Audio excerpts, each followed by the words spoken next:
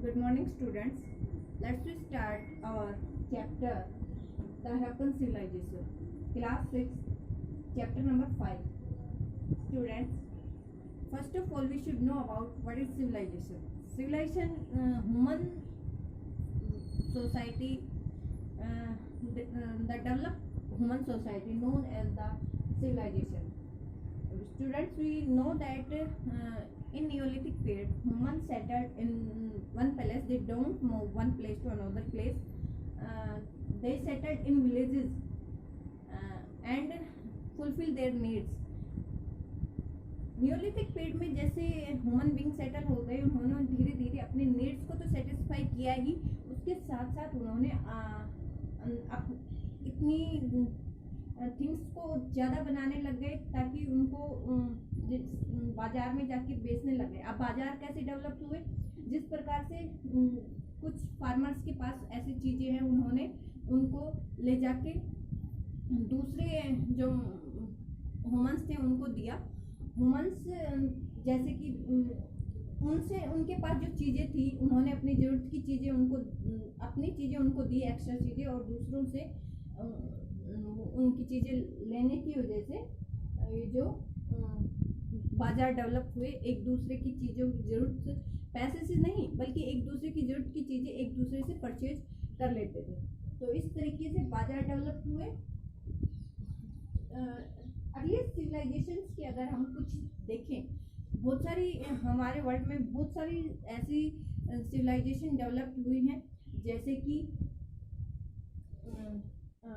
Harappa civilization और Egypt civilization, Mesopotamia civilization और Chinese civilization. These are the example of the earliest civilization.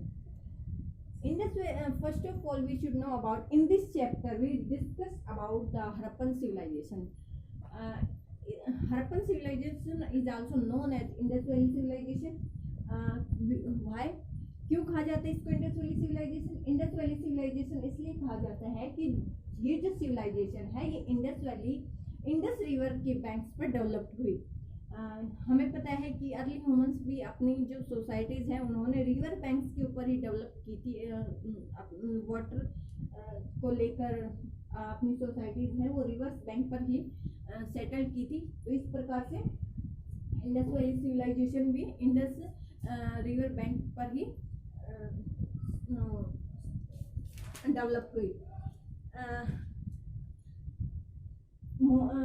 Harappan civilisation के remains 1921 में दयाराम साहनी को first remains Harappa में मिले, जो कि पाकिस्तान में है।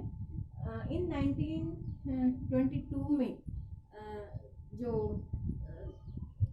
राखल दास बनर्जी को मोहनजोदारो में ऐसे रिमेन्स मिले जिनसे उन्होंने, ये भी इंडस वैली सिविलाइजेशन का ये एक पार्ट है, हड़प्पा और मोहनजोदारो दोनों।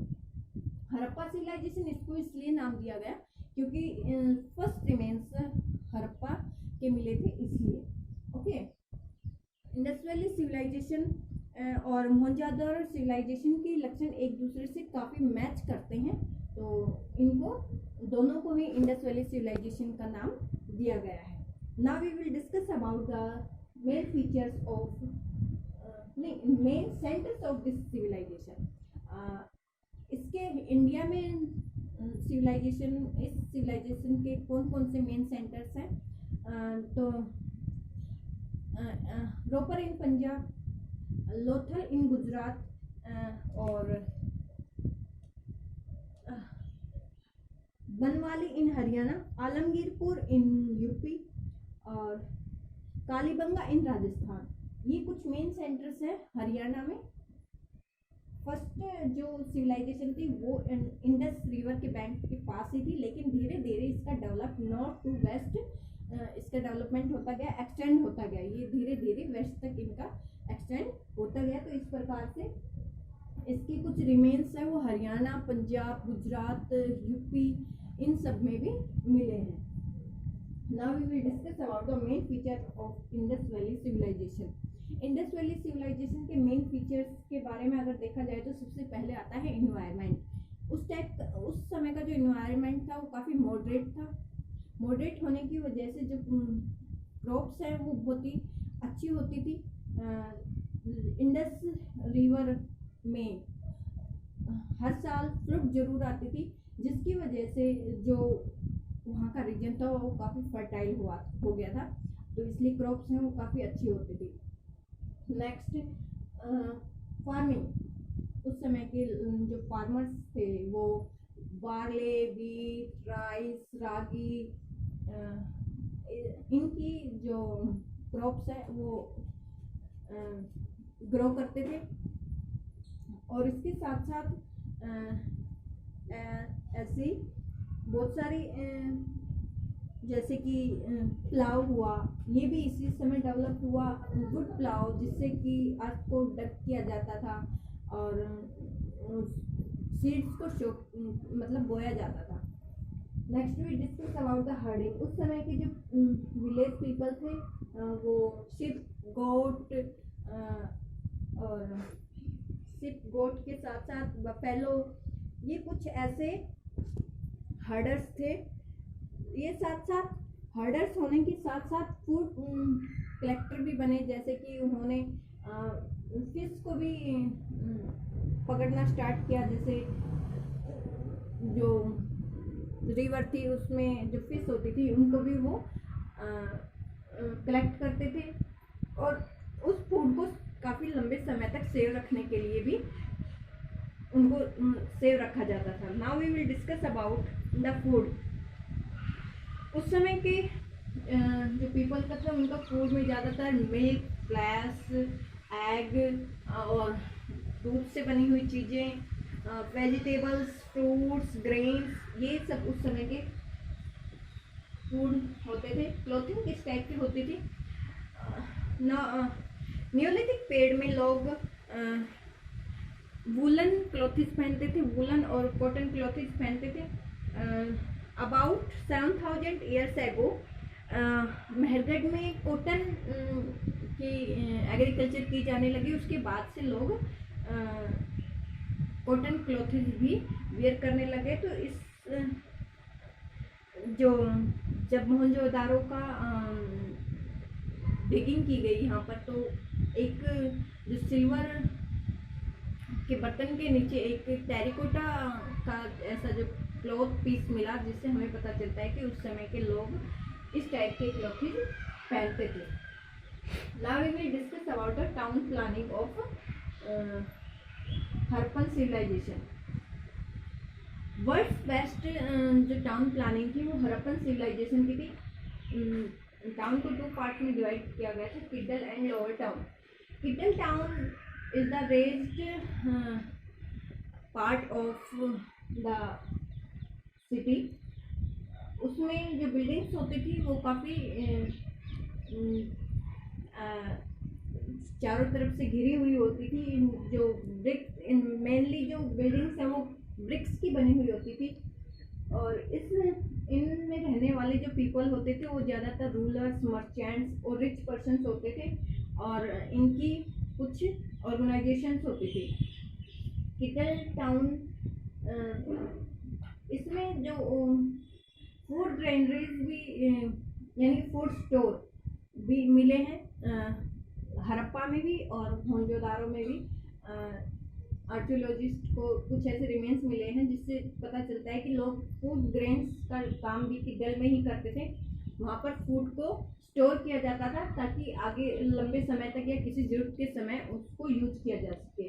The great bath. मोहनजोदारो में ग्रेट बाथ के रिमेन्स मिले हैं। ये एक बहुत बड़ा रेक्टेंगुलर शेप का एक पॉन्ड जैसी एक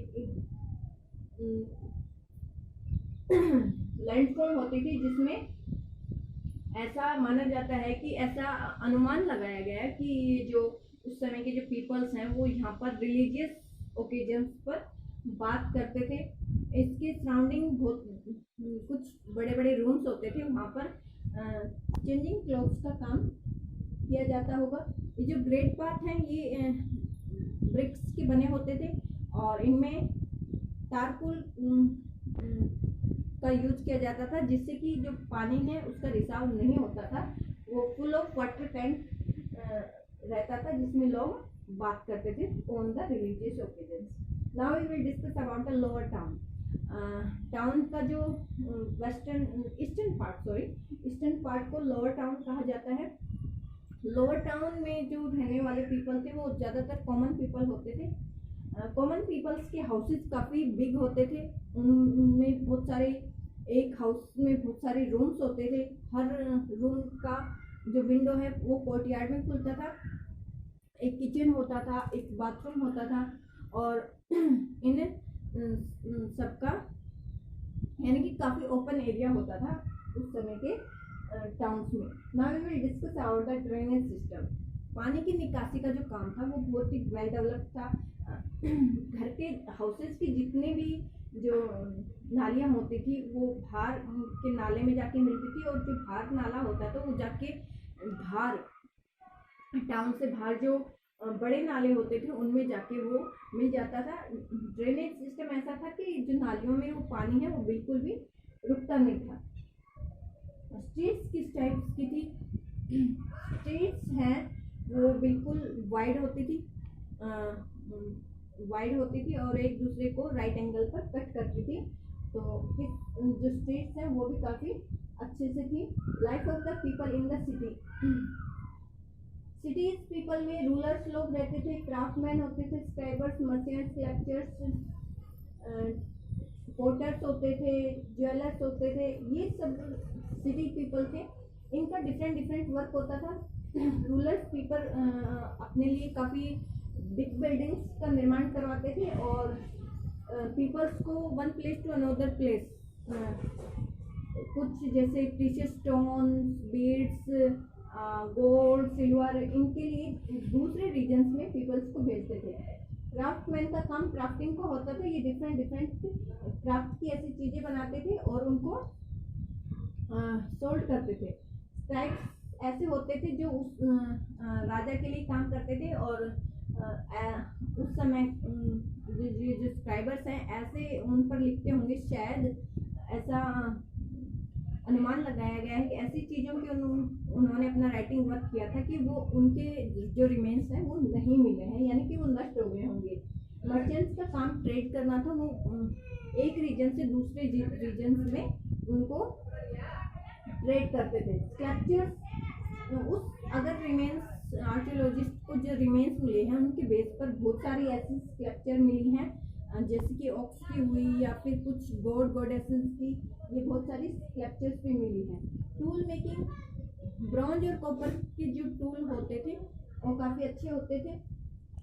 तो टूल मेकिंग का काम है ये ब्रॉन्ज और कॉपर मेटल से होता था। ऑर्नामेंट्स गोल्ड सिल्वर के ऑर्नामेंट्स रिच पीपल यूज करते थे, और जो पुअर पीपल थे वो बीड्स के या फिर शिप के या फिर दूसरी मेटल जैसे ब्रॉन्ज या कॉपर में से यूज करते थे। पोर्ट्री वर्क और टॉय मेकिंग भी उस समय के मेन ऑक्यूपेशंस थे।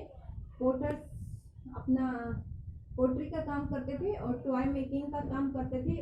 टॉय भी कुछ ऐसे मिले हैं जिनसे पता चलता है कि टॉय मेकिंग भी उस समय का मेन ऑक्यूपेशन था। रिलीजियस फेथ कैसा था? उस समय के लोग काफ़ी रिलीजियस थे। Lord Shiva as a Pashupati के नाम से जाना जाता है, उनकी वर्शिप करते थे। पीपल ट्री की वर्शिप करते थे, पिजन, इन सब का जो वर्शिप करते थे उस समय के peoples. Now we will discuss about the decline of Indus valley civilization. किस प्रकार से इनका डेक्लाइन हुआ होगा? आर्कियोलॉजिस्ट के अकॉर्डिंग बहुत सारे ऐसे रीजन्स दिए गए हैं जिसकी वजह से शायद इंडस वैली सिविलाइजेशन का डेक्लाइन हुआ होगा। इंडस वैली रिवर के बैंक पे थे, हो सकता है कि रिवर्स में फ्लड आने की वजह से, या फिर रिवर के सूख जाने की वजह से, या फिर अर्थक्वेक के आने की वजह से, या इन्वायरमेंट चेंज होने की वजह से, या फिर ग्रासलैंड जो पशुओं की चारवाई के लिए जो जगह थी वो खत्म हो जाने की वजह से वो one place to another place move कर गए होंगे। तो ये कुछ ऐसे रीजन्स हैं जो आर्कियोलॉजिस्ट के द्वारा दिए गए हैं। Okay students, thank you.